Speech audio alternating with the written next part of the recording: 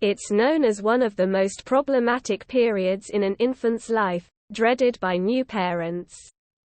Now, King's College London researchers may have finally discovered what triggers the so-called terrible twos, a problematic developmental period characterized by tantrums, shouting, crying and repeated use of the word no. The experts found a link between fathers who experience too much stress in the months following the birth of their child, and the child's subsequent development of emotional and behavioral problems at age 2.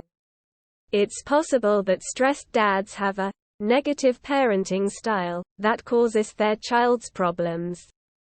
According to the researchers, according to experts at the Mayo Clinic, the terrible twos are a normal stage in a toddler's development characterized by mood changes, temper tantrums and use of the word no. The terrible twos typically occur when toddlers begin to struggle between their reliance on adults and the desire for independence. However, most 2-year-olds still aren't able to move as swiftly as they'd like, clearly communicate their needs or control their feelings.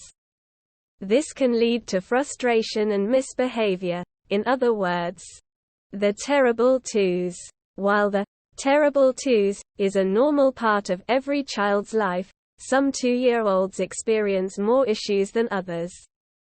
The research suggests that infants with stressed dads are more prone to intense emotional and behavioral problems when they turn 2. Our study found that paternal stress makes a unique contribution to child outcomes, particularly during the early postpartum months, said lead study author Dr. Fiona Chalicum at the Institute of Psychiatry, Psychology.